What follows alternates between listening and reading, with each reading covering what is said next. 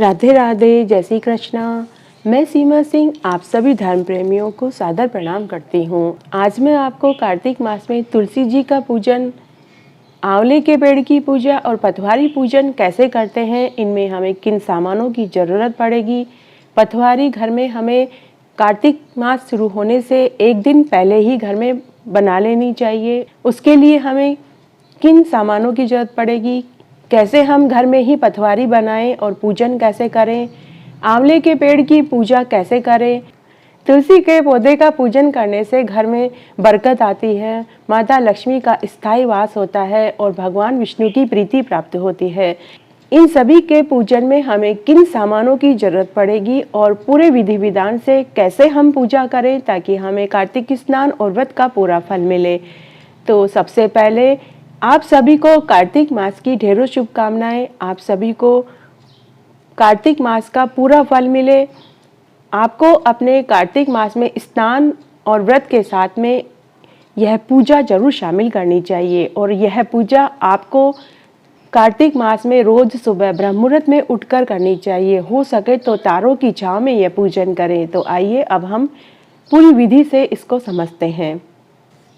हमें तुलसी पूजा, आंवले के पेड़ की पूजा और पथवारी पूजन करना है तो हमें इस तरह से 3 गमले चाहिए होंगे। सबसे पहले हमें तुलसी जी का पौधा चाहिए होगा, इस तरह से आंवले का एक पौधा चाहिए होगा, इस तरह से आंवले का एक पौधा चाहिए और हमें ऐसे एक गमले में मिट्टी डाल के रखेंगे। इसमें हमने मिट्टी को थोड़ा सा गीला कर रखा है। इसमें हम पथवारी जी लगाएंगे और हमें पूजा में जिन सामानों की ज़रूरत पड़ेगी वो इस तरह हैं। मैंने यहाँ 2 थालियाँ जमाई है। ये मैंने पूजा की थाली जमाई है जिसमें मैंने ये मोली रखी है।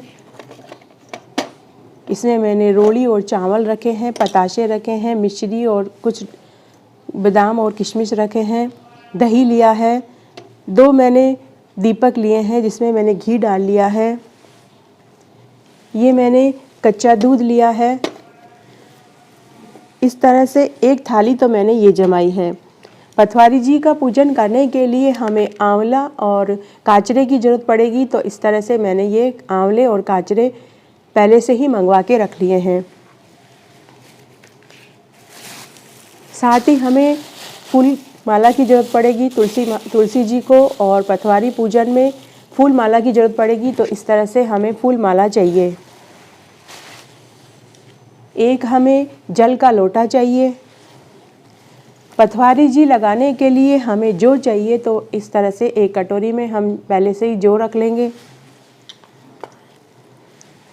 इसके अलावा हमें पूजा करने के लिए हमें 2 पथवारी चाहिए तो मैंने ये 2 छोटे छोटे पत्थर रख रखे हैं।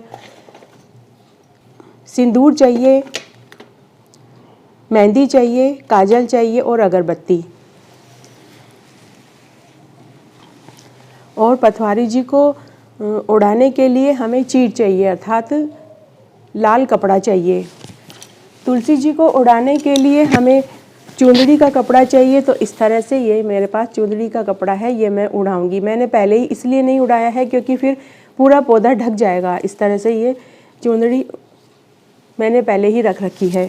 अब साथ ही यहाँ मैंने एक पाटा रख रखा है। पाटे के ऊपर मैंने मिट्टी के गणेश जी होते हैं, ये मिट्टी के गणेश जी होते हैं, पीली मिट्टी होती है। इस मिट्टी के ऊपर मैंने मोड़ी लपेट रखी है तो ये गणेश जी का रूप माना जाता है। तो ये गणेश जी बैठा रखे हैं। एक मैंने ये सुपारी के गणेश जी बैठा रखे हैं और ये शिवलिंग परिवार है, ये शिवलिंग परिवार भी मैंने यहीं बैठा रखा है। यहाँ पर तुलसी जी के पास मैंने विष्णु भगवान की एक मूर्ति रख रखी है, यहीं पे हम पूजा करेंगे। यहीं पे मैंने शालिग्राम जी रख रखे हैं, इनकी भी हम पूरे कार्तिक मास में पूजा करेंगे। ये मैंने तुलसी माला पहना रखी है, ये मैंने तुलसी जी को लहंगा पहना रखा है।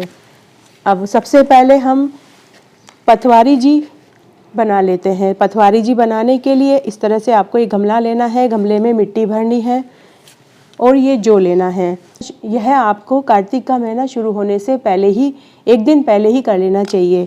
इस तरह से हम पहले थोड़ा सा इसको ज़्यादा नीचे नहीं करना है, थोड़ा ऊपर ही डाल देंगे। तो इसको हम सब तरफ इससे फैला देंगे ताकि जब हम पूरे मास पूजा करेंगे तो ये अच्छे से उग जाएगी। तो ये मैंने सब जगह फैला लिया है। अब इसको मिट्टी से दबा देंगे।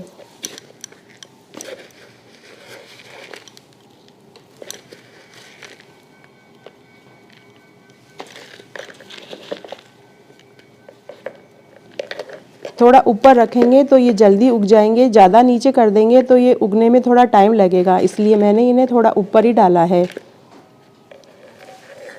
अब हम पानी छोड़ देंगे।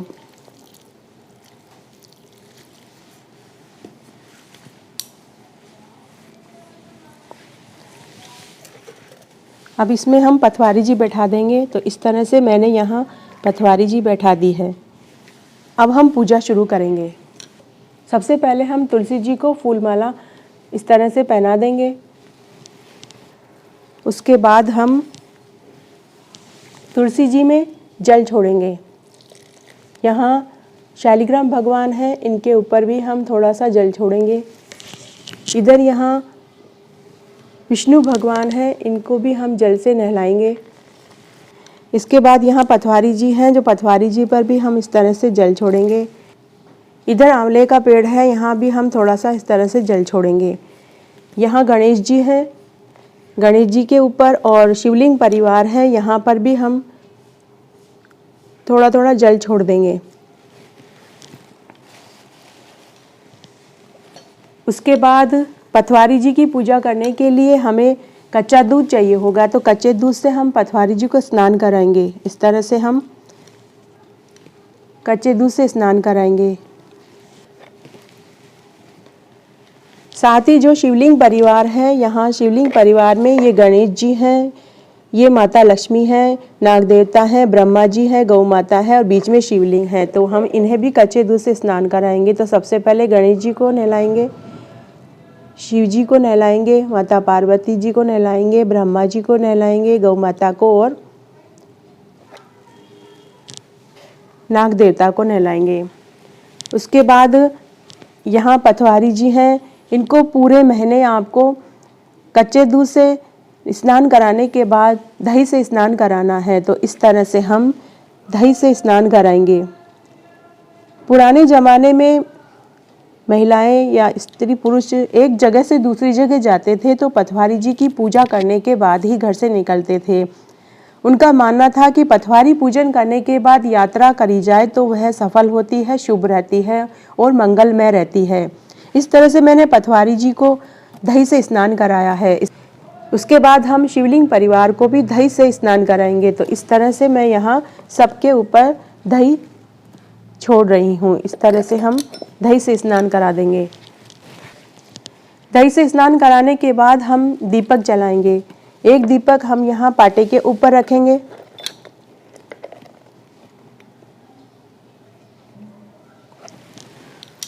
और एक दीपक हम तुलसी जी के पास में रखेंगे।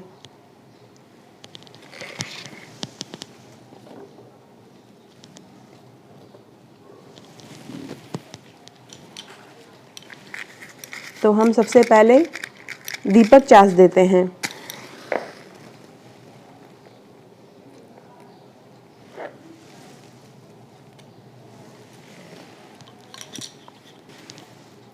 दीपक चास देने के बाद सबके ऊपर फूल चढ़ाएंगे। तो सबसे पहले हम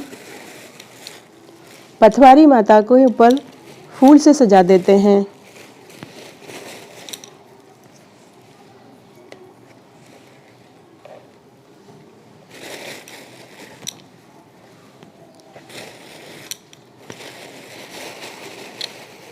शिवलिंग परिवार के ऊपर भी हम फूल चढ़ाएंगे।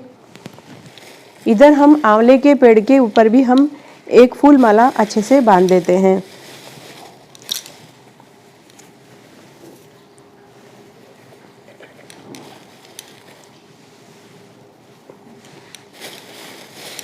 और ऐसे ही हम पथवारी माता जी के ऊपर भी हम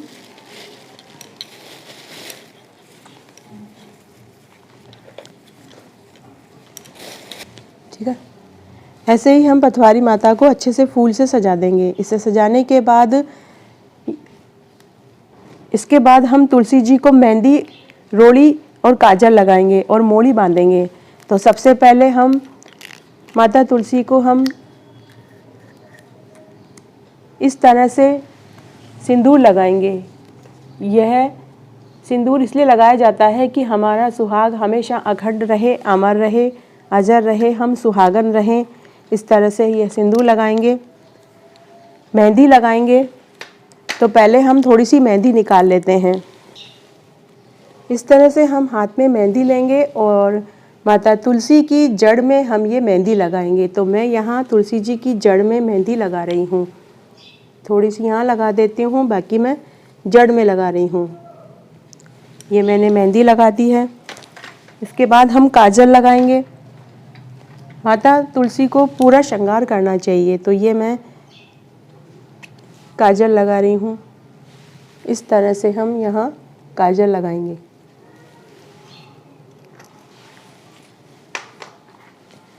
अब हम ये मोड़ी का टुकड़ा लेंगे और माता पार्वती और शिव जी को गठबंधन करेंगे। आपको शायद दिखाई दे रहा होगा, ये शिवलिंग है और ये माता पार्वती है। इस तरह से इनको लेते हुए यहाँ हम गठबंधन करेंगे। कंवारी लड़कियाँ अगर कार्तिक मास में इस तरह पूजा करें तो उन्हें अच्छा जीवन साथी मिलता है और उनके विवाह में जो रुकावट आ रही है वह भी दूर हो जाती है। इस तरह से ये गठबंधन कर दिया। अब सबके ऊपर हम इसी तरह मोड़ी छोड़ देंगे। सबसे पहले गणेश जी के ऊपर मोड़ी लगाएंगे। यहाँ मैंने छोटे से सुपारी के गणेश जी रखे हैं, इनके ऊपर भी मैं यह मोड़ी छोड़ रही हूँ। इसके बाद हम माता तुलसी को मोड़ी बांधेंगे।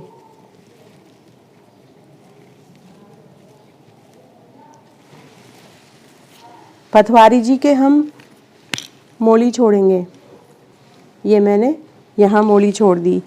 इसके बाद हम आंवला के पेड़ पर मोड़ी बांधेंगे।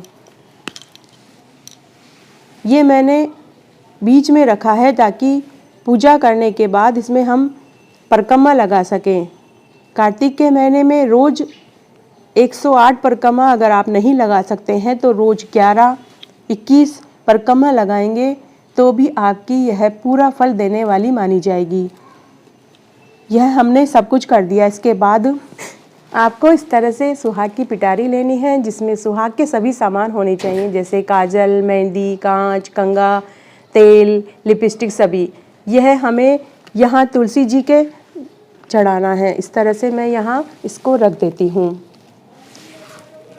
यह आपको यहाँ रख के पूजा करनी चाहिए। और आप जब कार्तिक का महीना पूरा अगर आप कर रहे हैं तो आपको यह जो सुहाग की पिटारी है ये आपको किसी ब्राह्मण की बेटी को या फिर किसी सुहागन ब्राह्मणी को दक्षिणा के रूप में रखकर दे देना है। और आपको ये सुहाग की पिटारी जरूर रखनी चाहिए और ज़रूर पूजा में शामिल करना चाहिए। इसके बाद हम भगवान विष्णु और शालिग्राम जी की पूजा करेंगे। भगवान विष्णु और शालिग्राम जी को चंदन का टीका लगाया जाता है। इस तरह से मैं भगवान विष्णु और शालिग्राम जी को चंदन का टीका लगा रही हूँ। ये मैंने चंदन का टीका लगाया है। यहाँ शालिग्राम भगवान को भी चंदन का टीका लगाया है। इस तरह मैंने भगवान विष्णु और शालिग्राम भगवान को चंदन का टीका लगाया है। अब हम यहाँ यह मोड़ी छोड़ देंगे। शालिग्राम भगवान के ऊपर भी हम मोड़ी छोड़ देंगे। यहाँ भी हम एक फूल रखेंगे। भगवान विष्णु को पीले फूल बहुत पसंद है, इस तरह से यहाँ भी मैं एक फूल रख रही हूँ।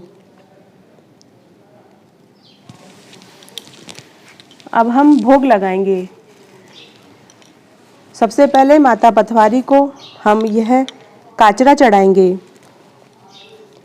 आपको रोज अलग अलग भोग चढ़ाना चाहिए। कभी आपको काचरा, कभी आंवले, कभी फ्रूट्स, जो भी आप चढ़ाएं रोज अलग अलग चढ़ाएं। तो इस तरह से मैं ये शालिग्राम भगवान के आंवले चढ़ा रही हूँ। वैसे ही मैं यहाँ शिवलिंग परिवार के यहाँ भी आंवला रख रही हूँ। माता तुलसी के पौधे में भी मैं एक आंवला छोड़ रही हूँ। इसके बाद हम सबके ऊपर थोड़े थोड़े चावल छोड़ देंगे।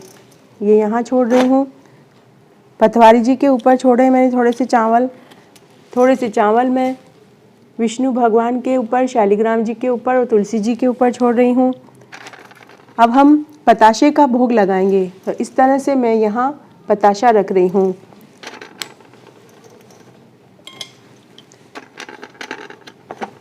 गणेश जी के ऊपर, माता पथवारी के पास और यहाँ आंवले के पौधे में। इस तरह से मैंने पूरी पूजा करी है और करने के बाद हम इस तरह से घंटी बजा देंगे। इस तरह से माना जाएगा कि हमारी पूजा पूरी हो गई। इसके बाद पथवारी जी को हम लाल ओढ़नी ओढ़ाएंगे।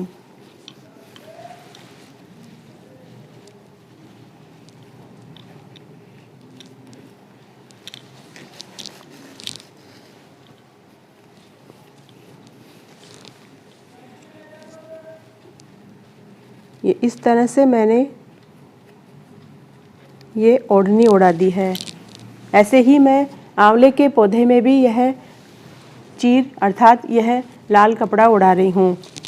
इसी तरह हम तुलसी के पौधे में भी ये चूदड़ी की ओढ़नी उड़ा देंगे। मैं इसलिए नहीं ओढ़ा रही हूँ क्योंकि यहाँ अभी दीपक चसा हुआ है, इसलिए यह मैं यहीं रख देती हूँ। इस तरह आज मैंने आपको कार्तिक मास में तुलसी पूजा, आंवले के पेड़ की पूजा, पथवारी पूजा बताई। साथ ही मैंने तुलसी जी के पौधे में विष्णु जी बैठाए हैं, शालिग्राम जी बैठाए हैं, यहाँ मैंने शिवलिंग परिवार और गणेश जी बैठाए हैं। ये आंवले का पौधा रखा है, इसकी मैंने पूरी विधि बताई है। अगर आप कार्तिक स्नान और व्रत कर रहे हैं तो आपको यह पूजा जरूर शामिल करनी चाहिए और यह पूजा आपको सुबह ब्रह्म मुहूर्त में उठकर करनी चाहिए। इसका फल आपको ज़्यादा अच्छा और अक्षय फल मिलेगा। हो सके तो तारों की छांव में पूजा करें। तो अगर आपको ये वीडियो अच्छा लगे तो इसे ज़्यादा से ज़्यादा लाइक एंड शेयर करें ताकि सबको इसका फल मिल सके और आपको इसका पुण्य फल मिल सके। मैंने अपने चैनल पर कार्तिक मास की कहानियाँ डाल रखी हैं, आगे भी मैं डालती रहूँगी। साथ ही मैं कार्तिक मास के महात्म्य में भी सुना रही हूँ। अगर आप कार्तिक स्नान और व्रत कर रहे हैं तो आपको रोज़ कार्तिक मास की कहानी सुननी चाहिए, महात्म्य सुनना चाहिए। अगर आपको वो सुनना है तो डिस्क्रिप्शन बॉक्स में मैं उनका लिंक छोड़ दूँगी, आप वहाँ से कार्तिक मास के महात्म्य भी सुनेंगे तो आपको पूरा फल मिलेगा। रोज़ एक महात्म्य सुनने का जो फल मिलता है उसका कोई जवाब नहीं है। तो मेरे साथ बने रहने के लिए आपका धन्यवाद। एक बार फिर से आप सभी को कार्तिक मास की ढेरों शुभकामनाएं। आगे भी आप मेरे साथ इसी तरह बने रहें और अपना आशीर्वाद मेरे ऊपर इसी तरह बनाए रखें। धन्यवाद।